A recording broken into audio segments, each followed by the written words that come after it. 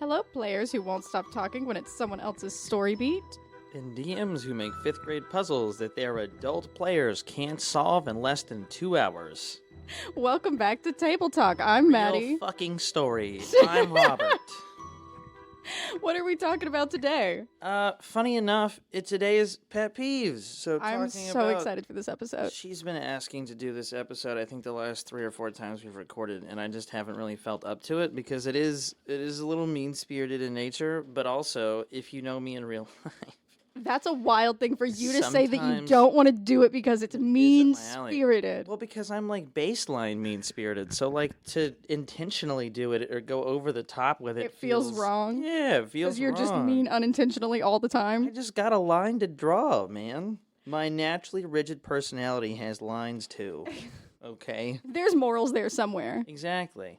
Anyways, If it helps, I talked to our housemates last night and told them we were doing this episode today and asked permission to share some specific stories and instances. were we?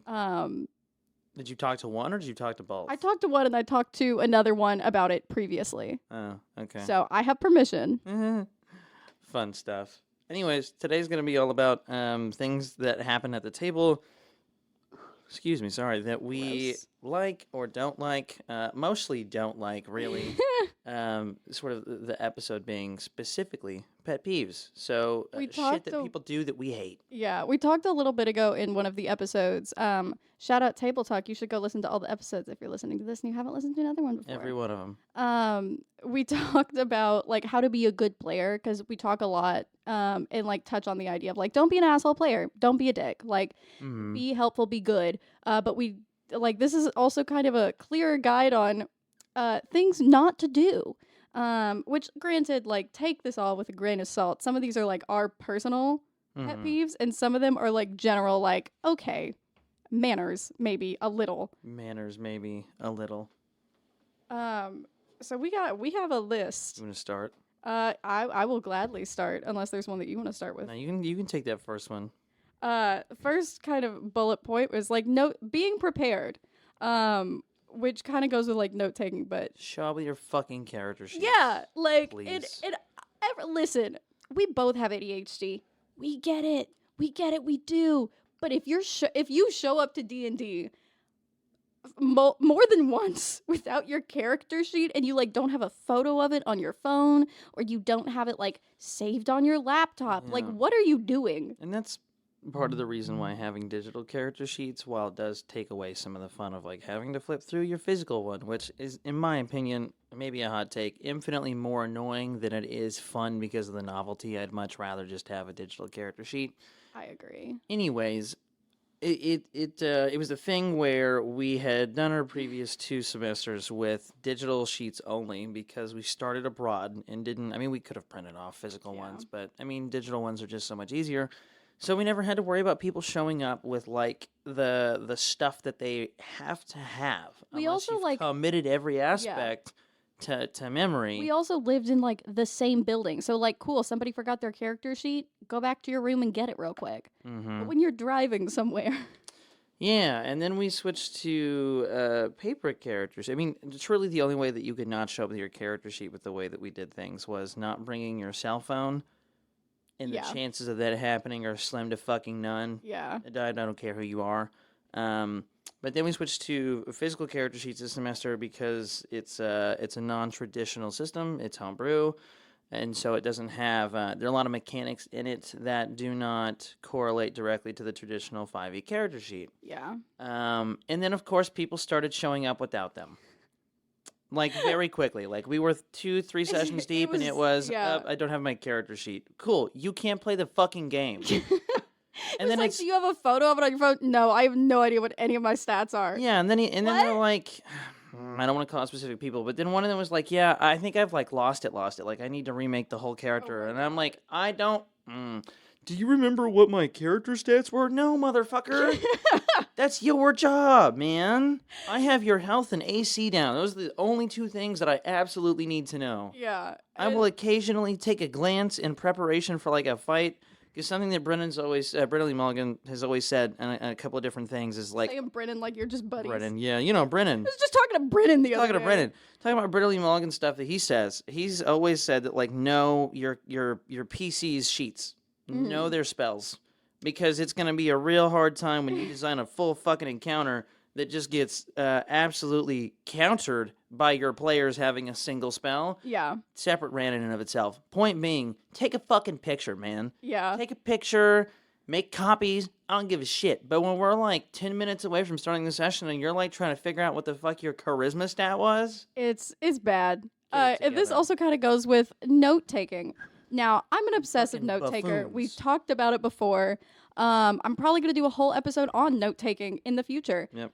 And I'm not saying that everyone needs to like take detailed notes, but you should have basic information. Mm-hmm. I mean, like, you should have the names of your parents or like that super key information that was like given to you, just your character last session. Mm-hmm. And then you don't remember any of it. And you just have to spend so much time at the table rehashing, or like the note taker is sitting over here looking at the notes, knowing what you are supposed to know, and then you as a player don't have anything written down or like don't have any way of knowing. And if you've got a great memory, that's so cool. Mm-hmm. That's great. But if you don't, there is no harm in writing down the name of like the place that you're from. So every time you're like have some downtime, you don't have to be like, where am I from? What's my dad's name? Oh, sick. Me too. And it's just no, a lot of like a fucking newborn every time you sit at the table, man. You're a newborn with stats. Like, that's it, dude. And that's why I kind of like link the two of them together. It's just about like preparedness. Because like it's one thing if you forget a pencil or even if you forget dice. That has happened so many times. How? That's How do crazy you to me. forget dice? That is dice crazy to to me me. is wilder than the character sheet thing, man. Because you gotta have it at minimum, unless you're a fucking psychopath, you have to have at least a bag to put them in. God forbid you store them loose, which Who the some fuck stores people do dice that. loose? By the way, a person living in our house has a thing to put them in and stores them loose on a countertop. Who? Never mind. That's not a podcast thing to air. It's not a podcast thing I'll to air. find that out But it's later. Fucking annoying because he always sets them right next to his little case that's meant for holding dice. Yeah, I know who it is. Anyways, That's crazy. Loose dice? No, that's on my pet peeve list. Loose dice? you have What to the have fuck? something physical to store them in, whether it is a bag or a box. And I understand character sheets to a degree because they're paper. Maybe they get fucked up. Maybe you spill water on them. Maybe they get, I don't know, torn in half or they fall in a crack or whatever the fuck. Yeah. You have a bag of dice. That shit is loud as fuck. Yeah, or at least Lego style, you'll step on it and figure out where you left it, man. It's that shit drives me nuts. Bro. And like it's less of a pet peeve for me just because I have an ungodly amount of dice, so and I like sharing and like letting other people like borrow my things because I'm like a gift giver, so I'm fine letting people borrow like dice and stuff, but like it's crazy to just show up like completely unprepared. The note taking thing gets me because the amount of times that we have sat at the table and like there's been a big piece of information that is revealed to one specific person, and then the next session they go, wait, what are you talking about? What happened last session? I don't remember what was on that really important document that we were given. Man. I'm like, bro, get it the fuck together. Mm-hmm. Together indeed. Get it there, please. All right, so the next one. Of course you're going to hand this one to me. The next one, and this is maybe sort of not kind of directed at specific people. Oh We've all been there. I'm not going to name drop. It's happened several times at my table. It's happened at times at other people's tables. This is just a general rule of thumb. Where this is very much a thing. Wear deodorant. I don't care if it is 10 o'clock at night. I don't care if it's 9 in the morning. I don't care if you took a shower an hour ago. I don't care if you took a shower 2 days ago. You do not smell like you think you smell to anyone else but yourself. Your funk, you become immune to it. Shit does not smell like roses, and your deodorant is knocking me the fuck out. Sorry, lack thereof. I'll say, as someone who's like... Wear it. This goes in very similar. Anytime that you are like in a close space with other people, and I don't mean to like sow seeds of paranoia in people, but like maybe a little, personally from Target bought like a $3 like little travel size deodorant that I keep in my purse at all times because I'm paranoid. And let me tell you, anytime that you're playing a game in close quarters with people or like anything like that, I promise you, I don't mean to make people like paranoid, but like just be aware of your hygiene. Freshen up a little. Be aware of your hygiene. Because it's getting to the point where I'm going to start keeping a stick at the table and then throwing it at people that need to put it on. Jesus Christ. I'll even get different generic ones so I can put people's names on them so we don't have to use, like, the same stick. And now I feel like I need... Like, if I'm going to sit it... I mean, I have the benefit of being, like, light years away at the new setup. But, like, even then, when I'm walking around the table and you lift your arm to roll dice and I get hit with the rankest fucking whiff... Jesus Christ. Yeah. I love you all. I love you all. That's also a fun thing with playing at a table full of men at an all-male table is it is a different it's a lot worse definitely with men than it is with women because I feel like y'all are a little more keyed in on the whole hygiene thing. Yeah, because I've played at an all-femme table a couple times. No stinky people there. Yeah, and I will say it's so funny, and I don't mean this in like a mean way at all. The all-femme table that I played at, there were like so many like little crafts and like DIY things that we did, and like had a little buffet set up. And then when we play, men in D&D are basically they show up with the sheet. Optional. It's like dice. The loose sheet. There's no folder. Yep. There's no bag. It is just loose paper. Yep, and like sheet. a handful of loose dice. And they're like ready to play. Mm-hmm. Yep. Every femme person that I've played with has like a neat little folder and like we're bare bones, color coordinated stuff. It's so funny. Barest of bones. I don't mean to be reductive in any way. But it is just in my personal experience. We're just not encouraged to be extra about fucking anything. So, like, why am I going to be extra about a game that requires 3 things, maybe, which is my mind, dice, and a piece of paper? And you still forget 2 of those things. Uh-huh. That's what... Sometimes people forget all 3. I was about to say, yeah, all Depending 3. on what time of the morning it is. Oh, yeah.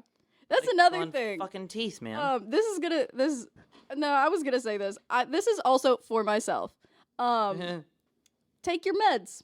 Take your meds. I don't mean that in a bad way. Take your meds. And I don't mean to, like, shit on people who, like, take medication. I'm on several medications. There's no shame in the medicine game. If you know that you have something like ADHD, maybe taking your medication before you play the game where you were, like, going to be sitting down for long, extended amounts of time, and there aren't, like, recess breaks. Where you know that the lack of medication is going to make you absolutely fucking miserable to be around. Yeah. Like, I don't take my meds when I'm doing a session just because it helps me, like, not being on...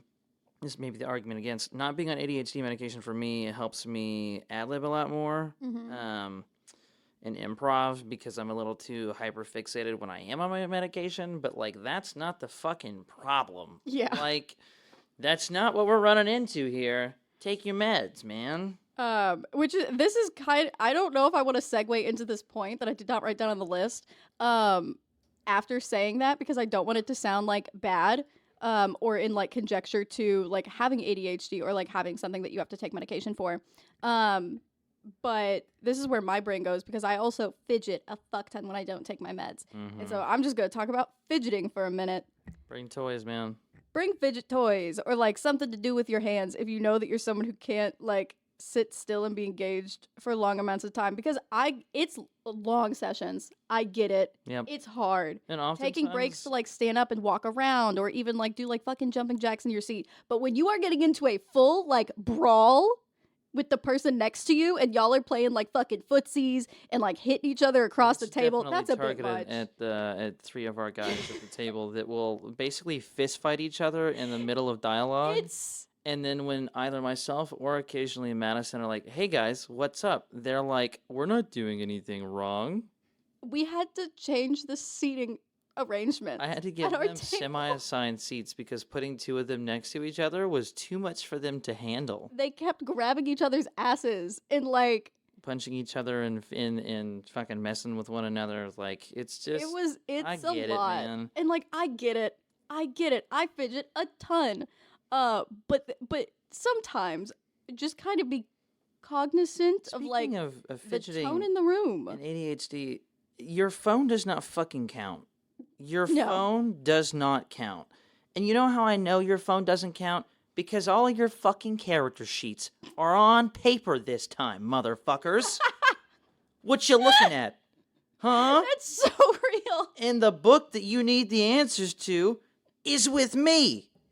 What are you looking at, man? I swear to God, people at our table have I'm gonna get a watched fucking phone full box. movies I'm gonna get a on phone box. TikTok, Deadass? like at the phone table. box. It's crazy. I understand that these games are long, guys, and I understand it's not always like a moment that you personally are involved in. But when someone pulls out their phone and you just hear a fucking TikTok audio full blast because they're men and they listen to their phone all the way at like top volume at all times, and you're just like in a really like intense moment, and then you just hear what's a fucking TikTok audio? I don't know.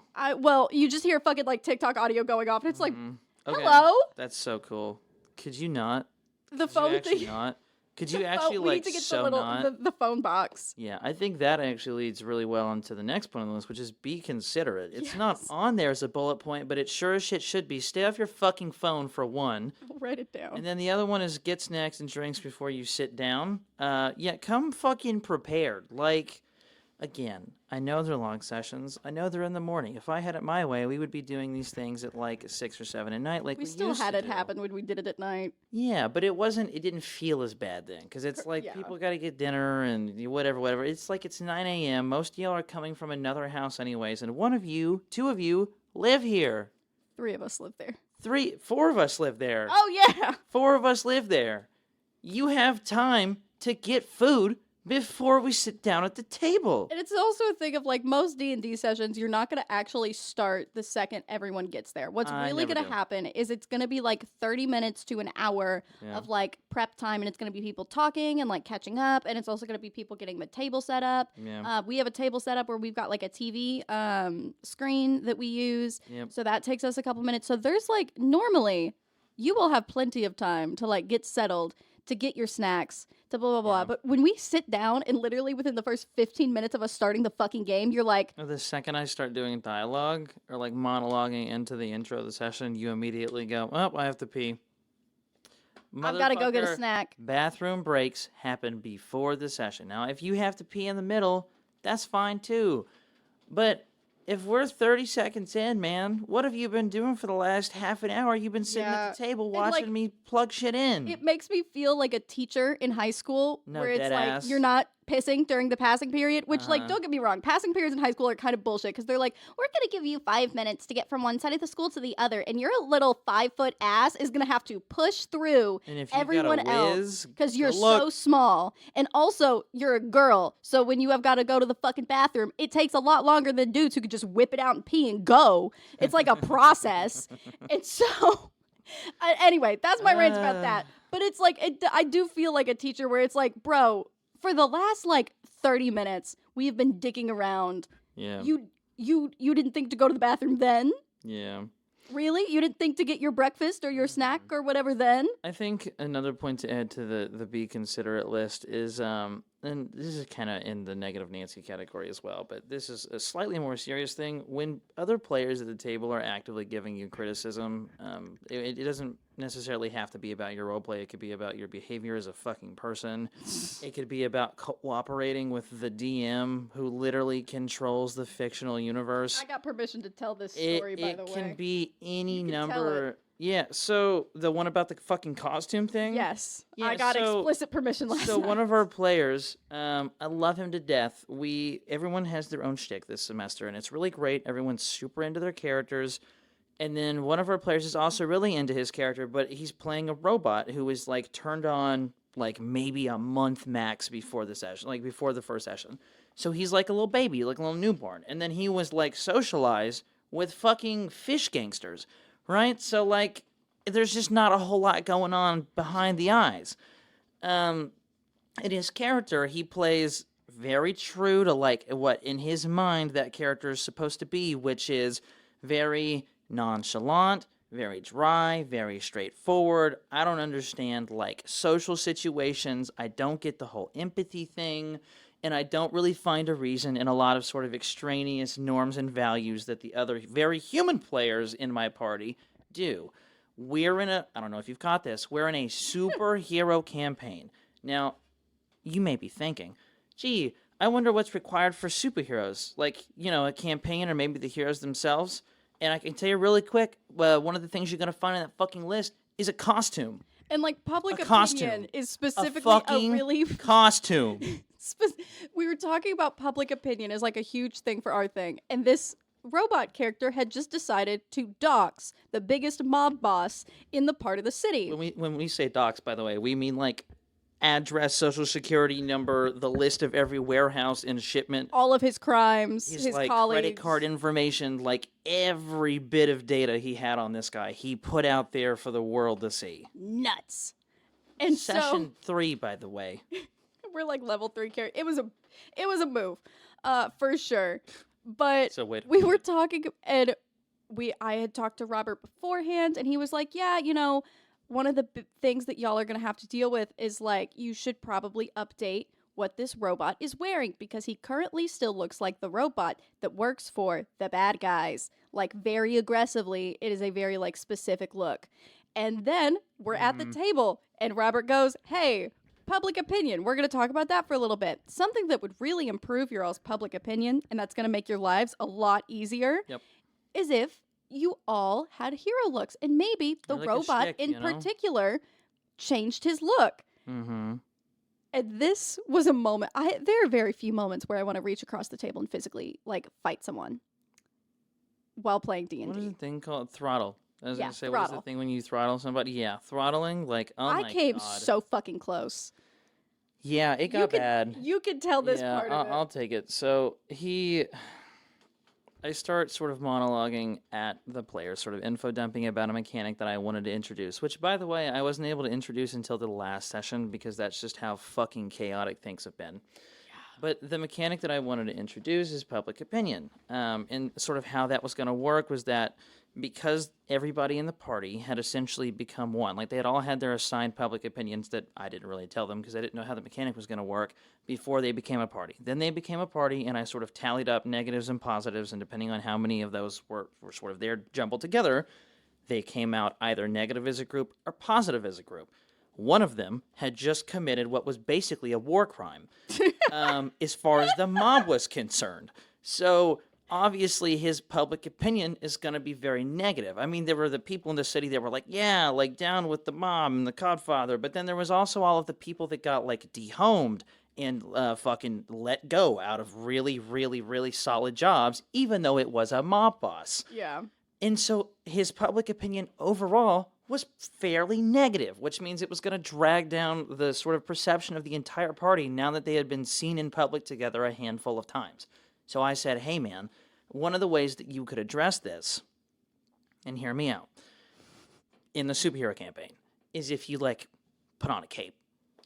You know, or like change your color. Like you can change your physical appearance however you want to. Like part of his power, which is incredibly broken, are like nanotechnology. So being able to change any piece of him, it would have been as simple as going, okay, cool.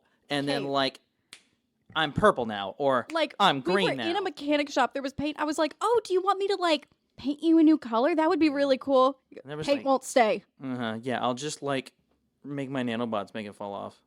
And I was like, okay, well, what if we gave you like a hat or something? Or like mechanic Hat won't overalls. stay. No, won't work. Yeah, he goes, what's the point? Like, I shit you not, I gave 3 or 4 different options. And at this point, the whole table is getting quiet because it's now turning into Madison, like the real-life person Madison, and then the other person who shall not be named, like basically yelling back and forth with each other, going, wear a costume. I don't want to wear one. Wear a costume. I don't want to wear one. It was, at one point, I do remember going, hey, this is me, Maddi, talking to you. I'm trying to do what Robert just fucking said to do. Yeah, so then I jumped in as a DM and I was like, hey, listen, I'm not about hostility at the table, but Madison kind of has a point in that you might want to put on something. And this was, I mean, I don't like stepping across those particular boundaries as a DM. I like letting people figure out their own, making their own decisions, even if I think they are incredibly idiotic. And sometimes, and there have been a lot of them this semester. We'll hit that in a little bit. A lot of them this semester, but that was one where I was like, I get the thought process, but truly it's going to be more detrimental to your party members than it is you if you do not find some sort of alternative look when you go out in public. Yeah. And his response was basically like, I'm a robot, or like Chip, his name is Chip. Chip is a robot. Chip sees no reason, 0 reason to change his appearance. There is no incentive. There is no motive. There is no job, reason. He is a war bot created by the federal government. Zero by the way. fucking reason to look any different in his mind because he just doesn't care about societal norms and values. And that response to me was okay. I get that. But like... Put on a fucking cape! Put on a cape. Put on a hat. Do something. You know what I'm saying? Like, just... But that's kind of where the be considerate thing goes. When other players are actively sort of asking you or telling you to do things at the table, feel free to talk to me or talk to your DM after the fact if you don't want to have that conversation there. But, like, it's going to be a lot easier going forward as a party and as a group of friends and people if everyone is on the same page. Like, if that had happened and I absolutely hated the way Madison handled that situation and London came to me and was like, hey, I'm about to stop showing up because Madison's getting on my nerves, then I would have pulled Madison aside and be like, hey, bro, calm down. Chill the fuck out, right? Like, we're good. I got this. That's my job. That's what I'm there for. And I have said that a couple of different times, not necessarily in that way, but just to the table as a whole. Like, that's what I'm there for. I don't need somebody doing my job for me. And that goes into, did you write it or did I? Oh my freaking God, bro. I'll let you do the player side of this in a second, but just hopping in as a DM. Go for it. You, as a player, did not, have not, will not write this fucking story. You don't set the events. You don't determine how people react to you. You do have an influence on the story, like we've talked about in other episodes, but for the sake of the pet peeves. Like, you are, yes, you can influence the world, and you can make decisions that deeply, deeply, deeply and profoundly affect the other people at the table and the NPCs in the world. Like, that's what I feel like I've done most successfully this semester, is make a living, breathing world where everything has a consequence. But also, you don't write the story. You are not the main character. You cannot just make dumb fucking decisions willy motherfucking nilly because you feel like it. Because what is going to happen is your character is going to die in a campaign that I designed so the characters didn't have to die. Keep it together, man. This is something that he has been dealing with so much lately, and it's kind of some of the other points I've like touched on under here. Like on the list, and we might get into a specific example of it. You want to talk about your side of that? Yeah, I would love to. Go for it. My biggest pet peeve with the concept of like, did I write it or did you? Mm-hmm. Like, whose fucking story is it? Don't ever, and this is like, maybe this is also me as like an actor. One of the biggest notes that in like rules that you know as an actor is you don't give another fucking actor a note. You don't say, hey, I think you're doing this scene wrong. Try it this way instead. No, you don't fucking do that. Don't tell another goddamn player what decision their character is going to make. The amount of times that I've been like, and I've already talked to everyone who's like done this to me about it, like the amount of times that I'd be like, I'm trying to figure out what to do, and I say that out loud, and everyone goes, like, you she should needs to do this. Hey, she Madison, would do this. Yeah, hit this. Jump do there. that. Do there. Freak out. Motherfucker! Yeah, you're not. This is not your character. You're not the one role playing Home Slice. And like, don't tell another player how their character should react to things or what their character should do. Yeah. Because that shit just goes through me. Because it's like, this is a character that I have created. Mm-hmm. I know them better than you do, motherfucker. And see, that's where it gets messy too, though, because it's like your decisions as that character can and often will impact sort of the other the other characters at the table. And so I get the natural instinct to be like, we're in this really high stress moment. You're about to make a decision. Please do this or don't do that. And now I've never done this before, this semester have had to, as a DM, as of last session, step in and go, don't make this decision. Yeah. People are now asking me before they make decisions, is this the right thing to do? And I'm like, for the most part, that's your choice. But also, I'm telling you now, the bad news bears. Yeah. Bad news bears. Bad news bears. Please think before you fucking leap, man. And the thing that kills me, though, is every time I've had this issue, it's never a high-stakes situation. No. It is never anything dramatic. It is always like, I don't know what to do in this combat encounter. And everyone's like, she would do this. And I'm like, she would? Tell me more about what she would do, the character that I made. And there's a difference between, like, helpful criticism or it's like, hey, I really like the way that you did this or talked like that or used this voice or used that power. Here's something else that you could maybe do next time. Like, there's a difference between that and going, this is what I think you should do. Yeah. And then there are also helpful times, though, during combat when everybody is working as a group or even just in a regular sort of investigation scenario where talking to each other as players and as characters is really helpful. And giving each other suggestions in that way works. But you're not me. Respectfully, Exactly. You're not me, and even I don't cross that line unless I feel like I absolutely have to. There is no reason why you as a player should feel that you have the right to then do it with another player. Yeah, it's just not. It's not how it works. It's a crazy stance to me, and it's another thing if you're like saying in your character's voice to another character, being like, "Hey, you should do this" in character. That is completely acceptable to me because that's still within the realms of the game. But when you, as the player sitting next to me, are telling me as a player what my character should do, shut the fuck up. Yep. A slightly more lighthearted one, but also one that annoys me incredibly is rule lawyers. Oh my God. Because I'm going to save that. It's what my character would do for after, because that's a rant. But rule lawyers are something all different altogether. So slight tangent here, play a lot of different games. I play Dungeons and Dragons, TTRPG. I play Magic the Gathering. I play a whole bunch of stuff. Like, I'm also a huge gamer, like in my, free time I have. And the one thing that pisses me off the most, and one of my roommates who listens to this podcast every day it comes out, he's going to know this is a little targeted, and I apologize for that. I love you dearly. Rule lawyers piss me the fuck off because it's the same thing as did I write it or did you?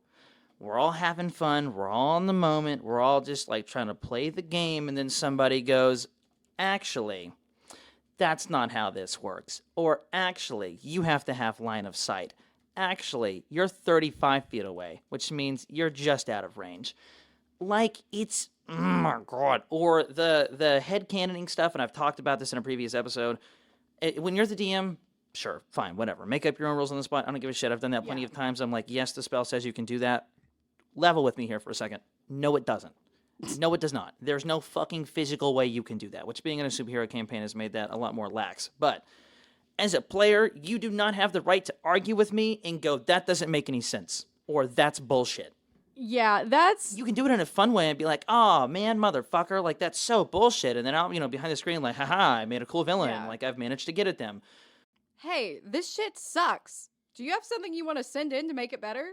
Criticisms, topics you'd like to see discussed, or an advertisement you'd like to run. Maybe you even want to sponsor an episode.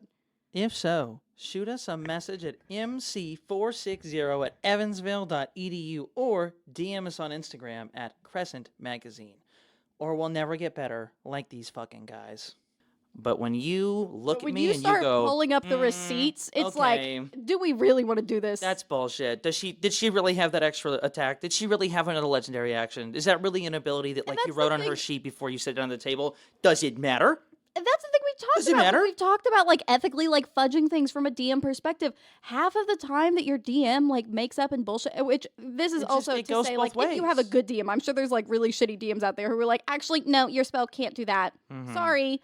But half the time that your DM is doing something or fudging something or saying no, I'm going to switch this up, it is for a thematic purpose. At least it is at our table.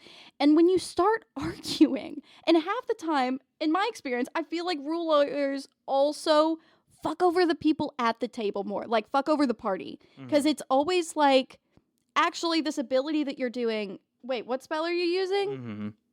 No, you shouldn't be able to do that because you have this effect. We haven't had that happen as much at the table as we do with people arguing with me. Yeah. Or getting shitty at me because their character went down or they took a lot of damage. Listen, it goes both ways. I am also going to remove several tens of points of hit points from this piece NPC that you're hitting, so that way the combat encounter will be over and you don't go down. Yeah. On the flip side of that, I'm gonna fucking one-shot you because you're fighting what is in universe one of the strongest characters you could come across. Yeah. Don't get mad at me when that happens to you.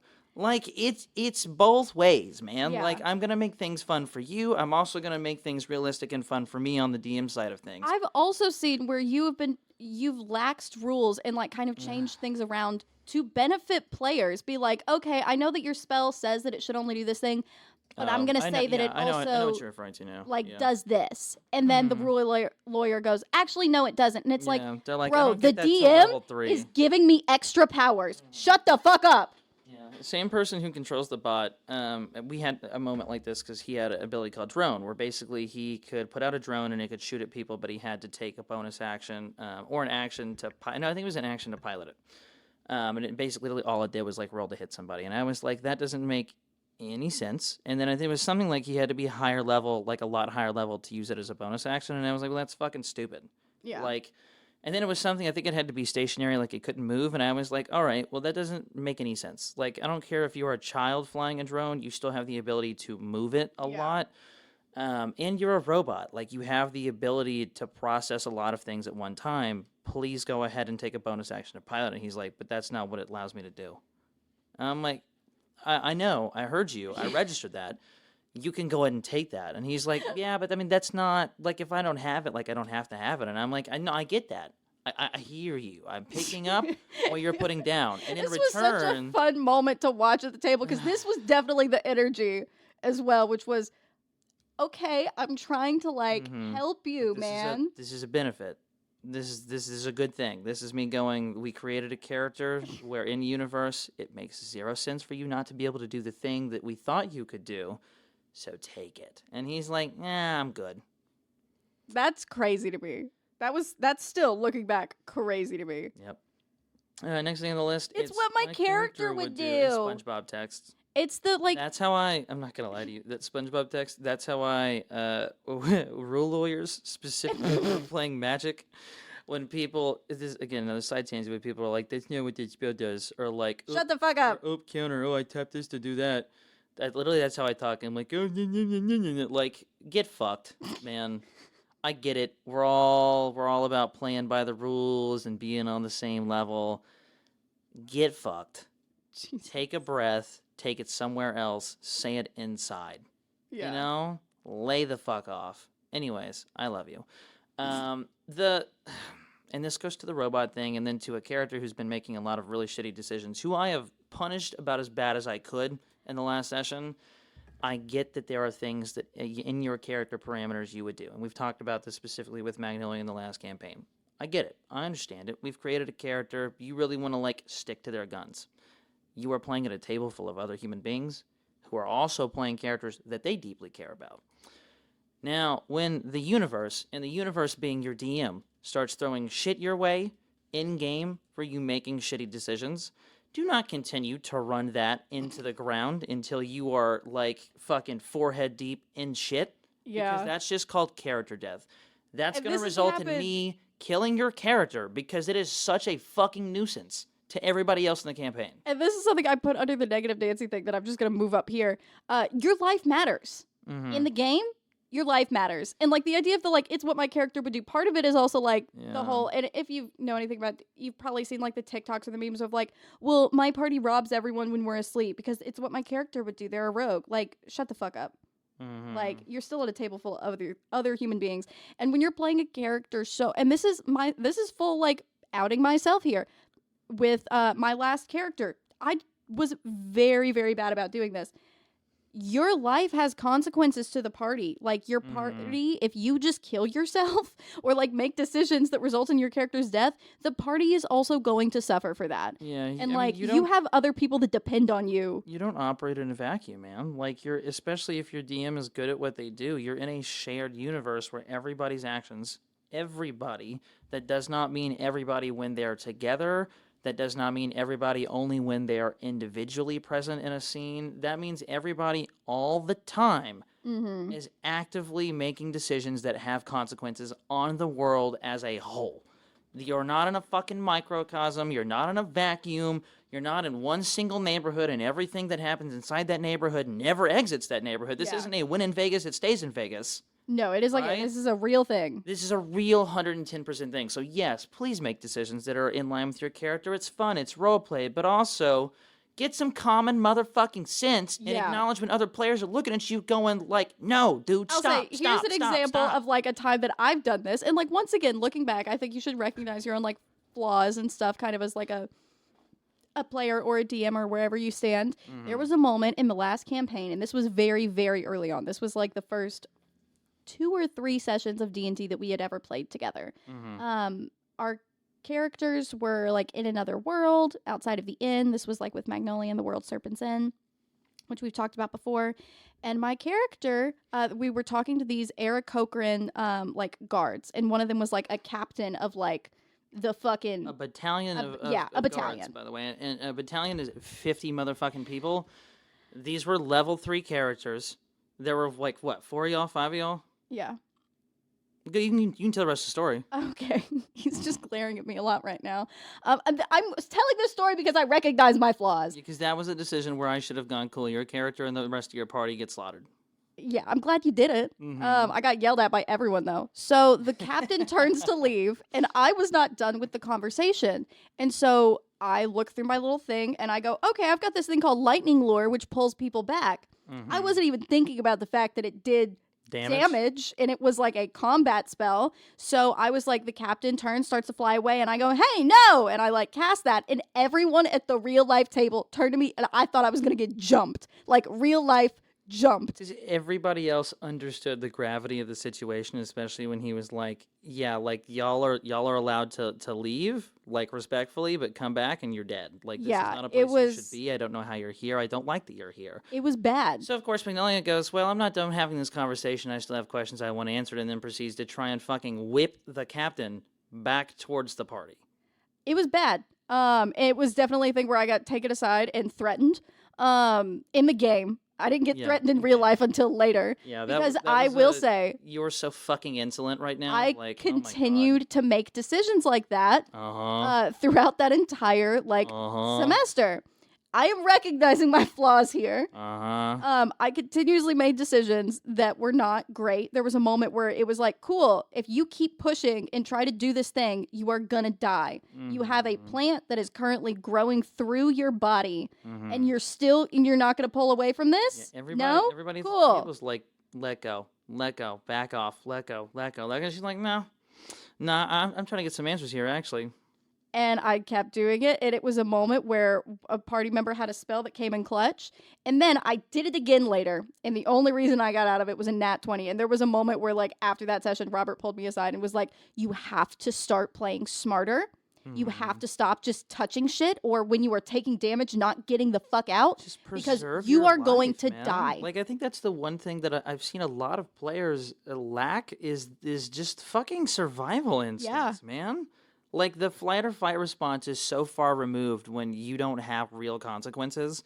Like, it's in real life, if somebody pulls a gun on you in the middle of, I don't know, let's say a mechanic shop, and goes, who are you? They're very young. They look like they're very nervous, very anxious, and there's a real chance, like, maybe they pull the trigger on fucking accident. Yeah. You as a grown man do not proceed to walk forward, no words, and put the barrel of the gun in your mouth.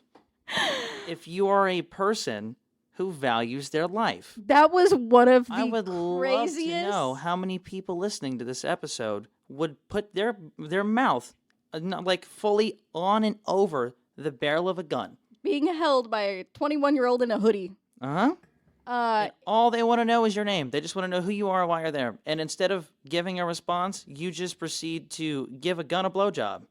That was, I will say, as a player, one of the craziest moments in my life. I think everybody at the table also would agree. Nobody saw that coming. I didn't see that coming. This is a grown-ass man. And this man has, like, a home. This particular character taxes / player has made a lot of similar decisions this campaign. I think part of it is just he as a person is very impulsive and just likes to do things with a fuck it, we ball attitude. Yeah. Which is great within reason.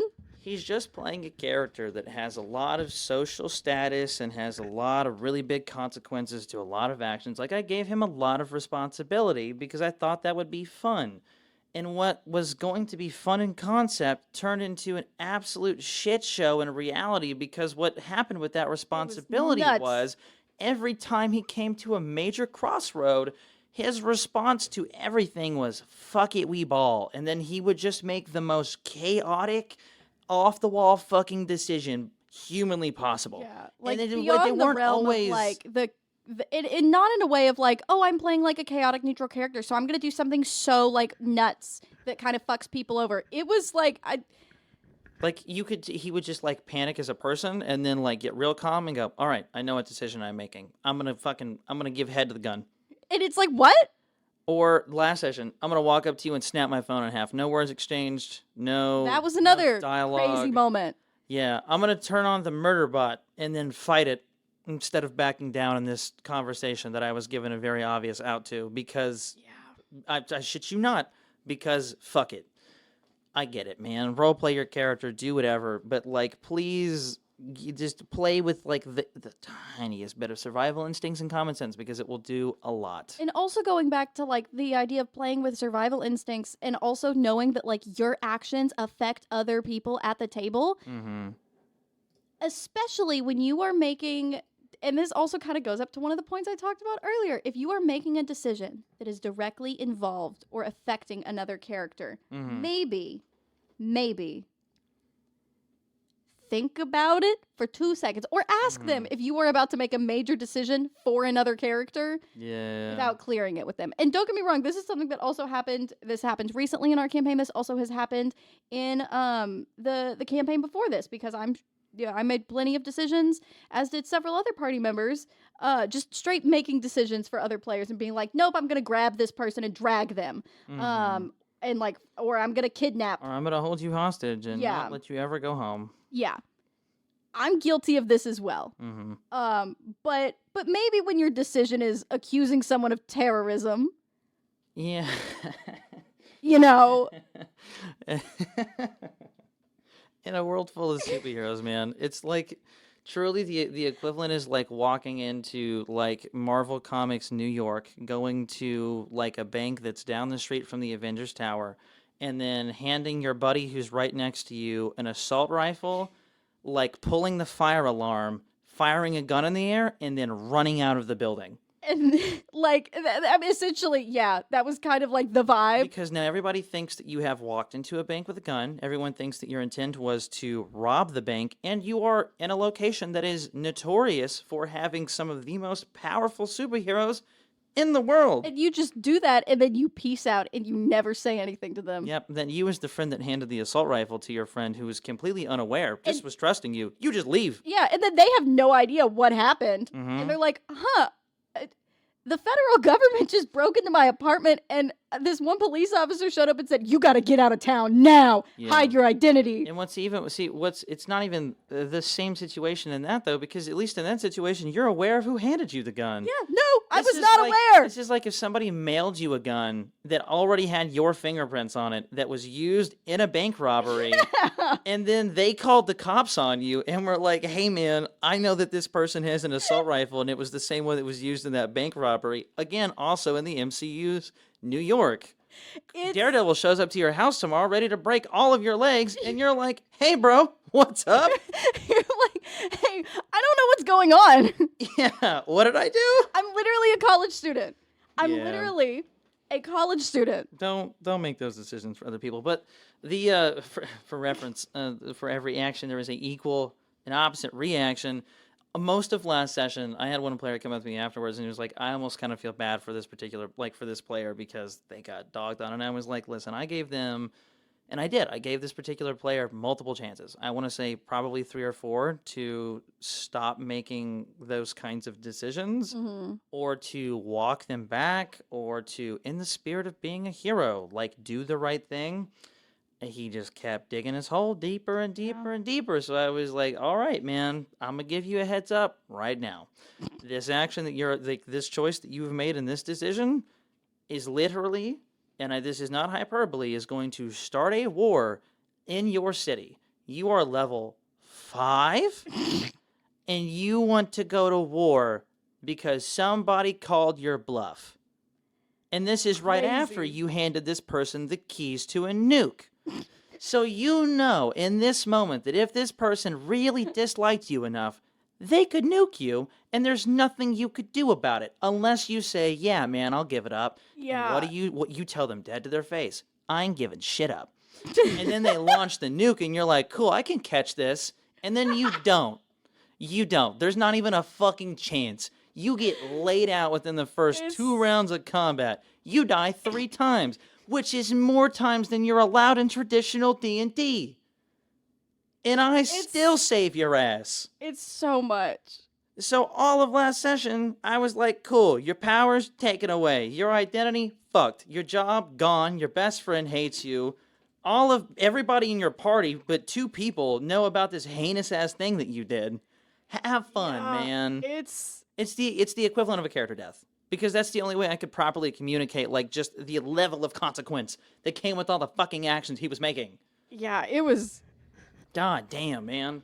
It was nutty. Anyways, to pass me on that.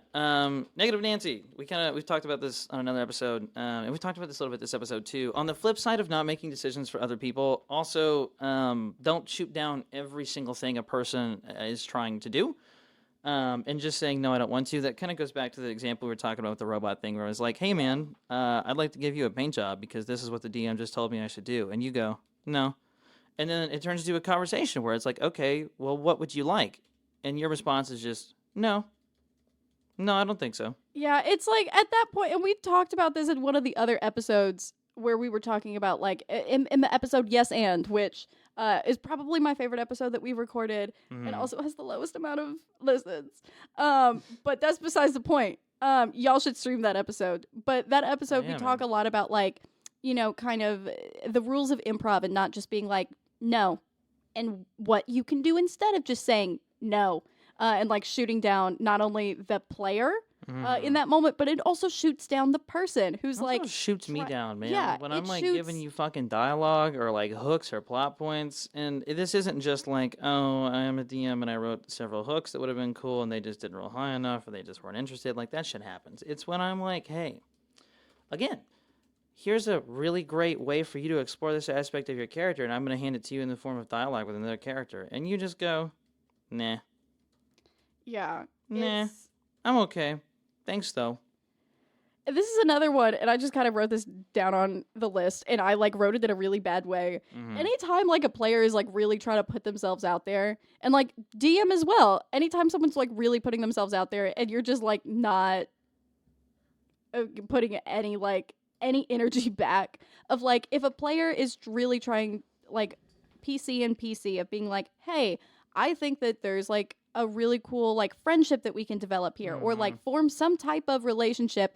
And I'm not saying in a romantic way at all. I'm just saying that you should have a relationship with the other members in your party. That's just what makes for a more interesting game. Yeah. And they're trying to, like, explore that and, like, have a connection or, like, have a moment. Yep. And you're just not, like, giving any energy back. It is back. a shared universal experience at our table now that has become a gag. In this universe, that part of the ritual of being inducted into this group is trying to have a conversation and form a relationship with, you guessed it, the robot.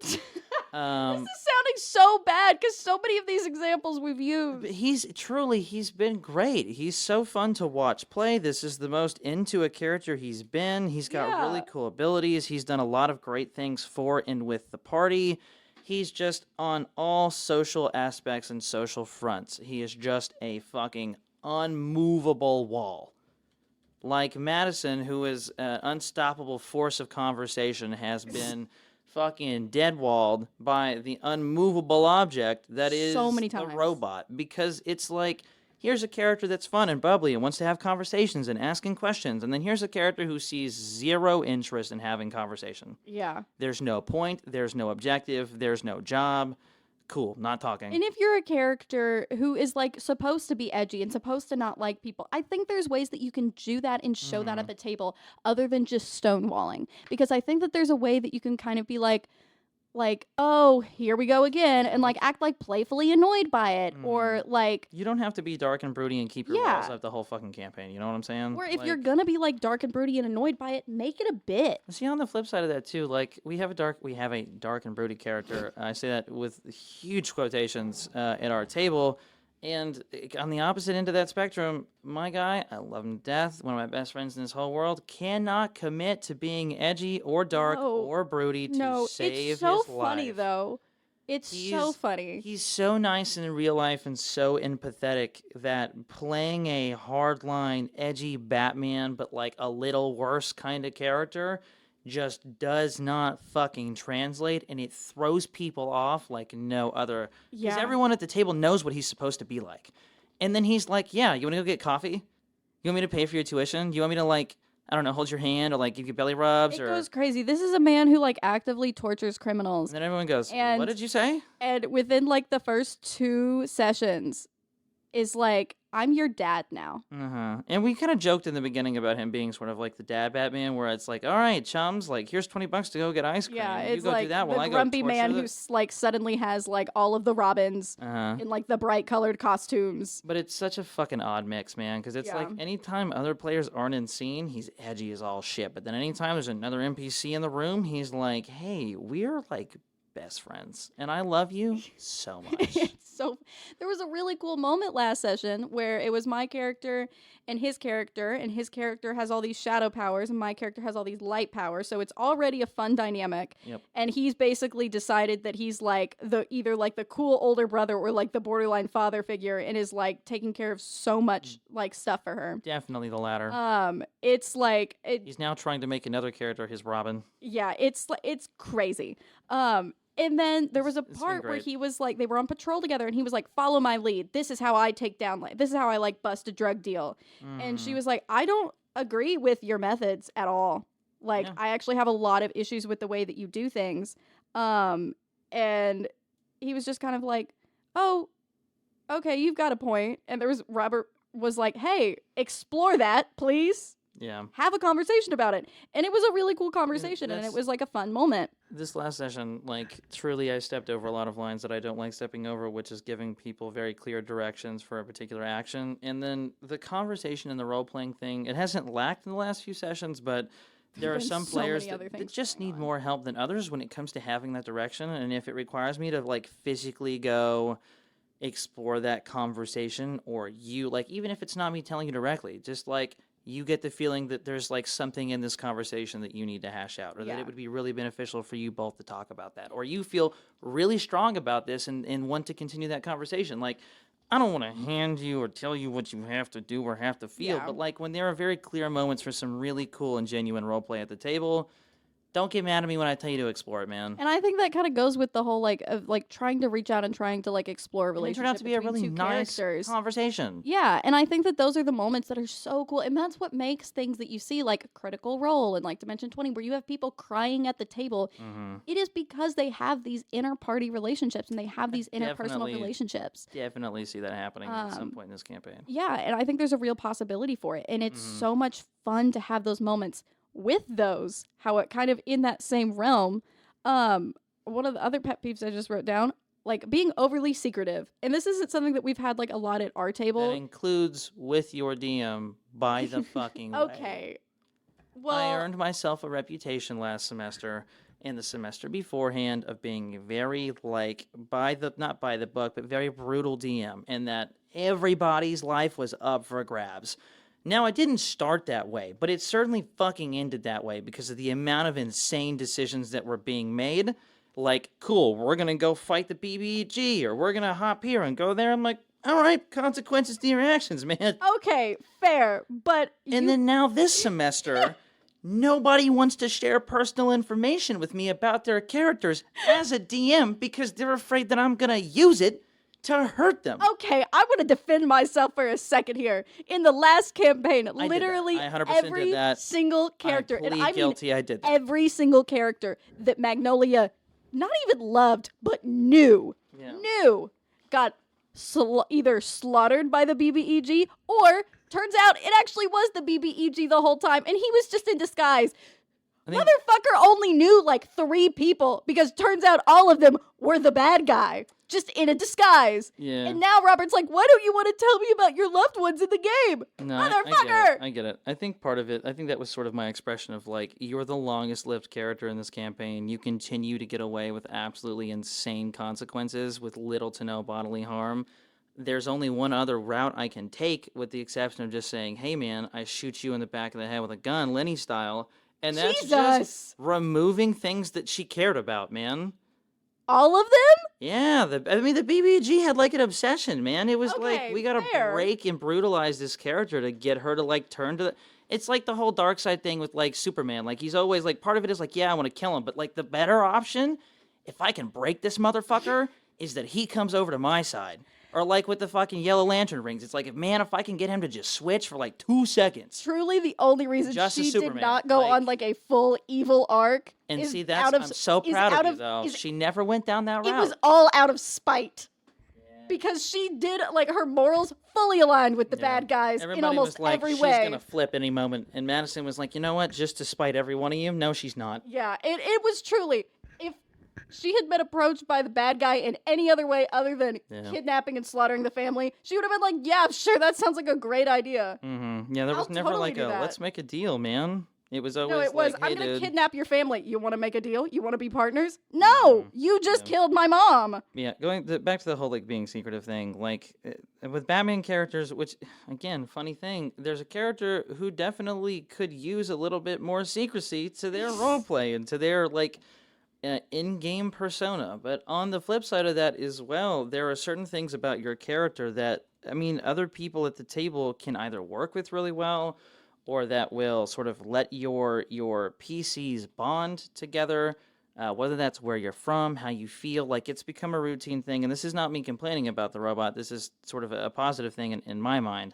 Part of what I've begun to do every session is to have some one-on-one time with him at the table where I ask him to explore his emotions. And then he actively role plays that into the rest of how he acts for the rest of the session. So, like, the session that we discovered kindness was a thing. He started to, like, acknowledge that he at least enjoyed being around the party members. But before that, he was just like, they're people. Like, they're just beings that I happen to be around in this particular circumstance. Which, from a robot that thinks and feels in binary, I totally get that. Yeah. But then, the way that doesn't work is I'm just going to withhold information from you because I don't trust anybody ever. Yeah, and it's also a thing of, like, and this was definitely a thing that, like, I did as Magnolia, which is you have very important information that affects the rest of the party. Mm-hmm. If you know, for example, with Magnolia, that you are, like, a part of, like, a big scheme and, like, someone is, like, trying to steal you and, like, rip your heart out of your chest, maybe tell the party members why that's happening. Maybe tell them that this is going on. Yeah, no, 100%. We are running out of time, unfortunately, so the last thing on our list, which is also kind of ironic, is just another 30 minutes, please. Now, she has no written in all caps underneath it. My feelings as a DM are a little mixed on this one. There are certain times where I, like, with enough push and enough peer pressure, maybe a roll of a dice or a negative consequence that somebody is willing to incur, I will sit down and open my laptop for another half hour. There are other times where, like, when I close the session on a cliffhanger, I'm doing that for a reason. You need to write. Yeah, one could be, that's a cool moment to end on, and I would like everybody to think about what's going to happen in the next session. Two is, I need to write, and I'm out of shit to talk about and do this session, so I'm calling things. And there's a time and a place where it's like just another 30 minutes, and then there's also shut the fuck up. Yeah. I told you we're done. Like, you can ask me once. You don't, like, don't fucking badger me, man. I'll say, as a player who always is like I could play infinitely. Like, I don't need a time limit. Like, I could play forever. See, as a DM, sometimes I could too, but, like, that's not the fucking timetables we're working with, you know? No, I agree. Like, but so there's moments where I am, like, pushing and I'm like, oh, come on, just a couple more minutes. And it's always a fun balance trying to figure out in the moment of, like, okay, is this a day that I can, like, push? Or is this a day that I cannot? Because there have been times where Robert has been like, okay, roll a d20, whatever it lands on, we'll play for that many more minutes. And then it ends up being, like, another fucking hour. Yeah. Like, I'm a sucker for playing too, man. Like, I wouldn't have DM'd for almost 2 years now and played for 3 if it weren't for the fact that I enjoy the hobby. Yeah. Like, I feel like we need to do an episode about positive things. So that's what I was going to say. I feel like we should go ahead and end it here, but I think a good handoff to this would be join us for the next episode, which will be a part 2 to Pet Peeves. It'll be all about positive things that we enjoy at the table, good, like, sort of fun role-playing moments we've seen from players, or just good sort of habits maybe that people have started to form. Or if you have any examples, send them our way. Please. You can comment them on the Instagram page, Crescent Magazine, that we post on. You can email us at tabletalkdndpodcast@gmail.com or mc460@evansville.edu. Hell yeah. We'll see you next week. Thank you all for joining in. Goodbye. Bye.